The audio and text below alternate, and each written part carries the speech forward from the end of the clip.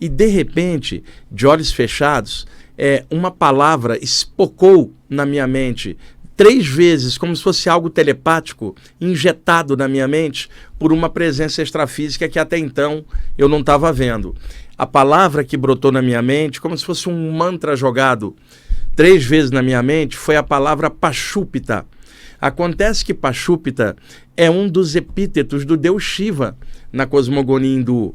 Pachupata ou Pachupita significa Senhor de todos os seres, e por isso muitas vezes o Shiva é associado à cura inclusive dos animais, né? Dentro desse aspecto Pachupita do Shiva, que também às vezes é chamado flecha de Shiva, no sentido de uma irradiação que vai para curar. Então, Senhor de todos os seres, significando que Shiva não cura energeticamente apenas os seres humanos, mas também animais, espíritos da natureza, seres entre planos. Ele é o Senhor dentro da visão hindu.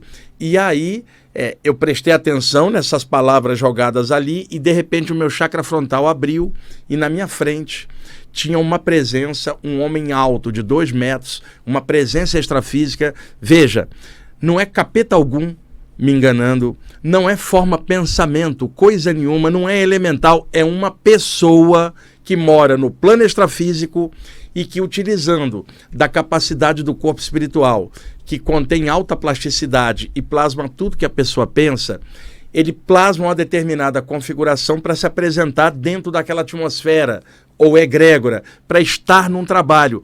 De repente, no plano espiritual, ele é uma esfera de luz, mas quando se aproxima da condensação energética do plano físico, pode se tomar uma forma humanoide, a escolha que o espírito quiser, seja a forma da última encarnação aqui, ou qualquer outra, ou uma forma idealizada a partir da atmosfera coletiva que aquele espírito então trabalha.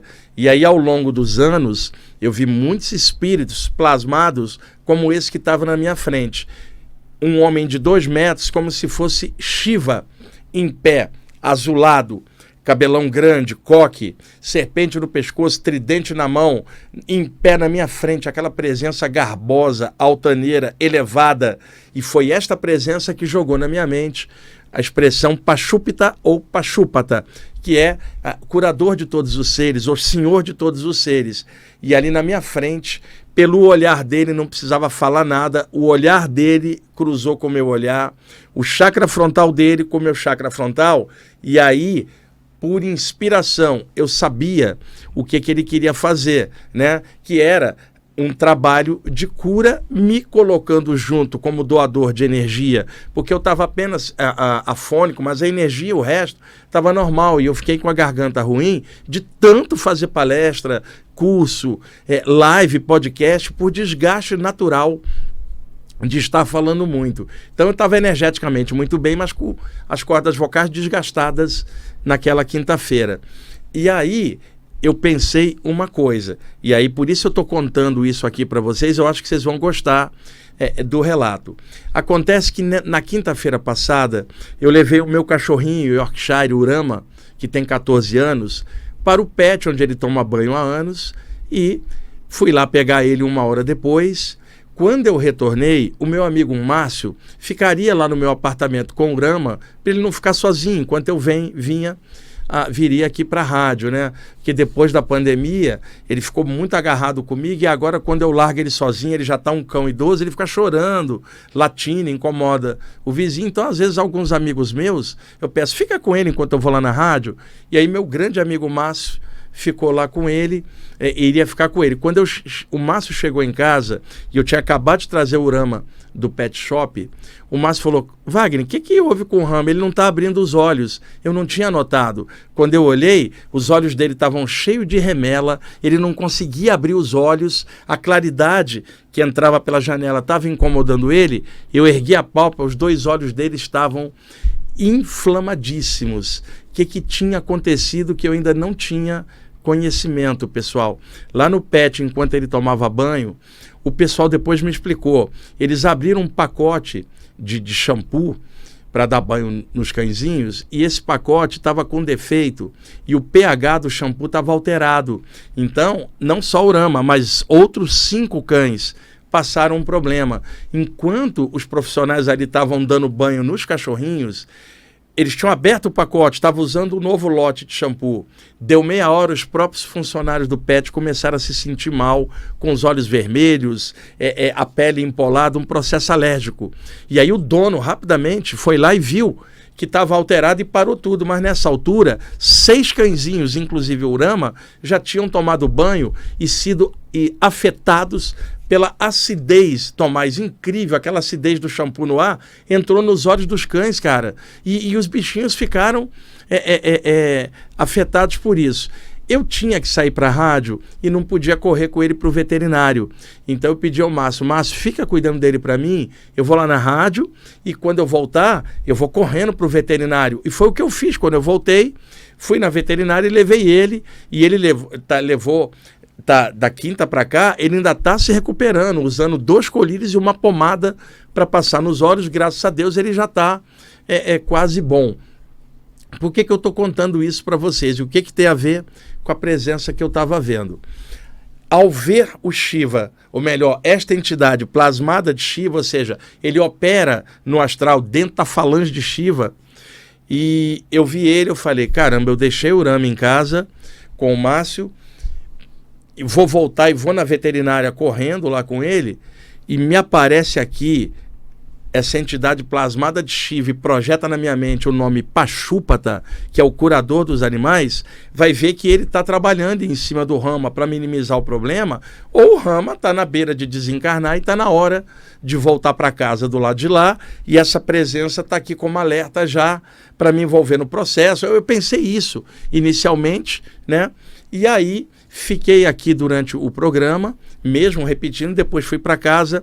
Chegando lá, eu então levei o Urama para o hospital veterinário. Tá, olha bem como é que são as sincronicidades, pessoal. Eu estou lá esperando os exames do Urama, quando entra lá no hospital veterinário uma senhora com o filho dela, e essa senhora morou durante muitos anos no prédio onde eu moro, ali na rua Carneiro da Cunha, na Saúde, a rua da Feira, perto do Pão de Açúcar, o supermercado. E ela entrou e ela estava chorando, e assim que ela me viu, falou, Wagner, Deus atendeu minhas preces.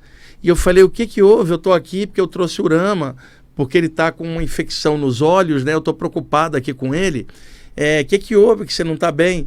E ela falou, Wagner, meu cãozinho estava internado aqui, o cão dela já idoso, estava internado, e acabaram de me ligar, tem meia hora, me dizendo que ele desencarnou. Ele não aguentou o processo ali de cirurgia, alguma coisa assim.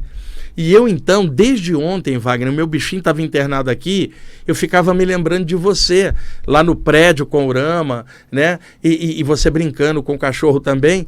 E eu ficava pensando, puxa, eu podia encontrar o Wagner. Caramba, tem tanto tempo que eu não vou numa palestra, o meu cãozinho está doente. Eu gostaria de encontrar o Wagner, porque ele gosta de cachorro, sabe? E poderia mandar uma vibração.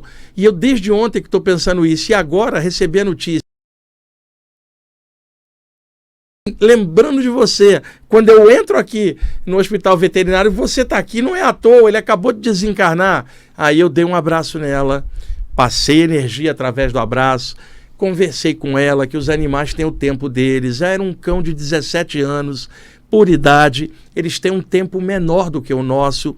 As pessoas sofrem muito quando perde o seu petzinho, que é um filho, não é um pet apenas, é filho. E só a pessoa que tem é que sabe, mas tem que haver entendimento das leis da natureza. Os animais têm um tempo menor que o nosso. Deus não está punindo você quando seu animal desencarna. Ele tem um tempo menor, é da natureza. Isso é previsível. É claro que você vai sentir saudade, mas a ideia da morte na sua cabeça, ela não existe, porque você está estudando a parte espiritual e está bem consciente. Você sabe que o tempo deles é menor e eles vão eventualmente na sua frente, embora tudo isso seja relativo. Por exemplo, o meu bichinho está com 14, eu estou com 61. De repente eu vou desencarnar antes dele. O que eu sei, ele indo antes ou eu indo antes, nenhum de nós dois vai morrer. A gente só vai passar para o lado de lá. Seja eu indo, seja ele indo, sei lá o que for. Morte não tem. E eu estou consciente disso. Então fui falando isso, ela foi acalmando. Logo depois, o Urama saiu dos exames e eu levei ele para casa e passei alguns dias cuidando dele. Por sorte, eu tinha tirado 4 dias de folga para me recuperar, inclusive do desgaste das cordas vocais, e esses 4 dias eu passei cuidando dele, colocando 2 colírios de 2 em 2 horas, tratamento intensivo. Fiquei 4 dias dormindo muito pouco, porque tinha que acordar toda hora para cuidar dele, era prioridade, para mim é igual filho, né? E aí que eu fui entender, quando ela me disse que o bichinho tinha desencarnado, eu imediatamente associei com a presença daquele espírito 2 horas antes aqui na rádio, plasmado de Shiva, me falando Pachupata, o protetor dos animais. Ele já sabia que o animal da minha vizinha desencarnaria e me colocou já conectado e fez tudo para ela me encontrar lá, e aí eu descobri que eu estava conectado na passagem do bichinho dela para o outro plano. Não tinha a ver com o Urama, tinha a ver com o outro bichinho e com eu encontrar com ela para energizar, falar de mortalidade da consciência, levantar o astral dela, né? A minha função, gente, como espiritualista consciente, não é falar de luta ou de cemitério. Eu vou falar de vida além da vida, de estrela, não vou falar de tumba, vou falar de céu. É isso que alguém consciente nessa área faz, respeitando o entendimento de todas as pessoas. Mas na minha visão, na minha maneira de ser, dentro da espiritualidade, morte não existe. Eu estou colocando como eu vejo e não vou exigir dos outros fazer a mesma coisa. Só que tem um detalhe: alguém que é um médium, curador ou curadora, ou que mexe com saída do corpo, naturalmente lida com esses temas, vê pessoas do lado de lá, vê coisas, então sabe que morte não existe. Naturalmente você vai falar disso, tá? É o normal, e isso ajuda muita gente a lidar com a perda. E como vocês já sabem, de tanto eu falar isso aqui, eu não estou falando de não ter saudade, não há frieza no que eu estou falando. Eu estou falando de discernimento, eu estou dentro da vibe espiritual. Veja, o meu cachorrinho desencarna, normal, eu vou sentir falta dele, mas a ideia da perda e de que ele não existe, nada disso existe na minha mente. Eu entendo o processo, eu sei que a possibilidade dele ir antes é enorme, e como já falei, até eu posso ir antes, mas tudo isso é uma grande de uma ilusão cá embaixo, não há morte.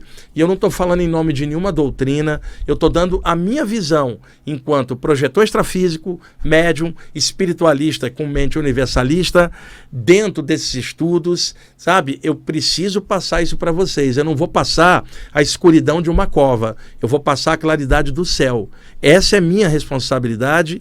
Imagino que a diretoria da rádio, a dona Luci e a Miriam Morato, imagina elas aqui, que esses anos todos me dando a liberdade de eu falar e fazer o programa como eu quero. Imagina delas escutarem, Tomás, eu falando assim: fique de luto porque alguém morreu, chore pra caramba, vá visitar a tumba. Você imagina a decepção que elas teriam. Elas me colocaram aqui para eu falar de céu, imortalidade da consciência. O nome do programa é Viagem Espiritual, não é Viagem ao Cemitério.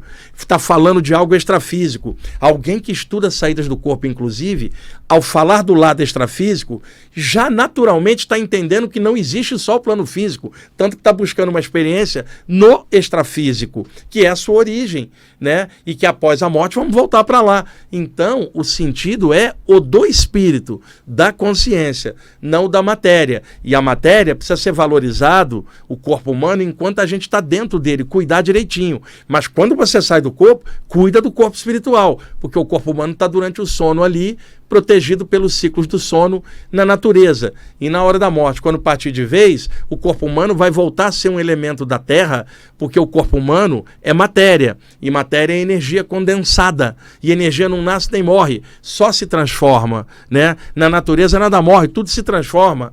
Lavoisier, aula básica de química, gente. Nada morre, tudo é energia em graus variados de condensação. O que existe é mudança no estado do campo energético, condensado ou descondensado, mas tudo é energia, e na natureza nada se perde, nada se cria, tudo é energia. E o cadáver que desce para a Terra, 1 ano depois, quando você for visitar, não é a mesma coisa, ele já está transformado pela natureza, os bichinhos da Terra, a Terra, isto é a natureza, não é minha opinião. E quando se fala que tu és pó, e ao pó voltará, isso se refere ao corpo, nunca ao espírito. O espírito não é pó, ele não nasce na terra, já existia antes. Um dia encaixou no corpo, um dia ele desencarna e sai. Não nasce nem morre, entra e sai. O espírito é pó, o espírito tem a luz das estrelas.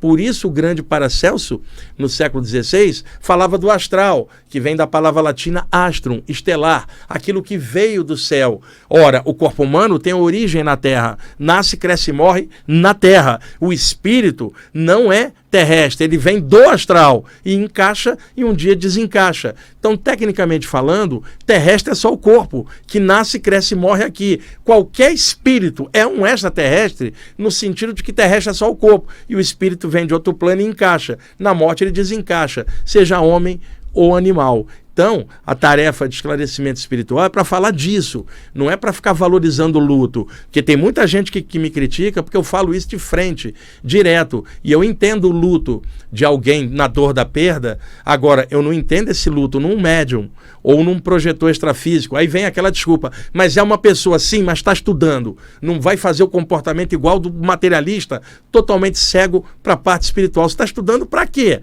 Para eliminar o medo da morte na mente, encarar as coisas de frente, vencer a si mesmo. A covardia das pessoas é enorme. Elas não enfrentam as adversidades com a consciência que têm, e elas não têm coragem de mergulhar e vencer ela mesmo, quebrar os condicionamentos. Então, o que adianta estudar a parte espiritual se na hora ela não banca com o que ela está sabendo? E o teste de um estudante espiritual não é numa reunião protegido pelos mentores, é na hora de uma perda, na hora de uma traição, na hora de uma dificuldade, que nós vamos ver se ela banca essa tal de espiritualidade, que não é a doutrina, mas o grau de consciência dela. E quando há a perda de alguém, vamos ver como é que você lida com isso. Porque se você estiver bem consciente, você vai lidar melhor com a perda, vai lidar melhor com a saudade, porque não há ideia da treva, do fim das coisas na sua mente, seja para você ou seja para os animais. Você gostou desse corte? Então clica aqui embaixo, olha na descrição se você quiser assistir o vídeo inteiro, que está muito legal.